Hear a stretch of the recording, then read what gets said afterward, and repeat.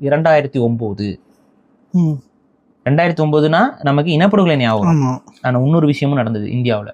உலகத்தையே அதிரச் செய்த ஒரு விஷயம் நடந்தது. அது நிறைய பேருக்கு தெரியல.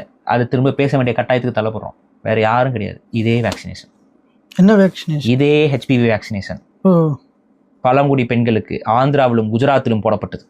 அதுக்கு அதனால என்ன ஆச்சு? 7 பெண்கள் இறந்தாங்க. இந்திய ஊடகங்கள் மட்டுமல்ல, உலக ஊடகங்களே வியந்து ஐயையோ. அடுத்தது கேஸ் நடந்துச்சு 2009. எனக்கு தெரிஞ்சு 2014-15 வரைக்கும் அந்த கேஸ் நடந்துச்சு. கடைசியில வந்து தடுப்பூசி காரணம் இல்லை 7 பேரோட மரணத்திற்கு அப்படின்னு சொல்லிட்டாங்க. 7 பேருடைய அந்த பெண்களுடைய அந்த குழந்தைகளுடைய மரணத்திற்கு தடுப்பூசி காரணம் இல்லை.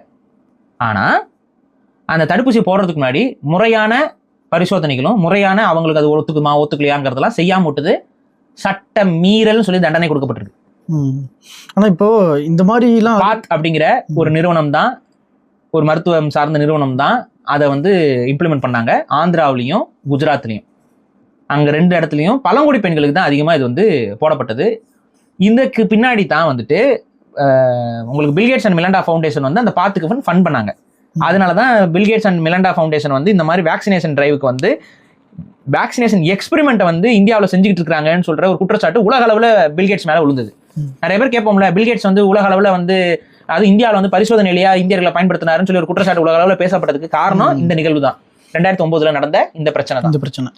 இதுல இன்னொன்னு கவனிக்கத்தக்கது என்னன்னா, இதற்கு அப்புறம் பில்கேட்ஸ் ஒரு இடத்துல பேசுறாரு. அந்த பேச்சுல அவர் என்ன சொன்னாருன்னா, பரிசோதனைக்கு இருக்கிற இதெல்லாம் வந்து நம்ம இந்தியா மாதிரியான நாடுகளில் பயன்படுத்தலாம் அப்படின்னு ஒரு வார்த்தையை அவர் விட்டாரு. அதுவும் பெரிய கான்ட்ரோவர்சி ஆச்சு.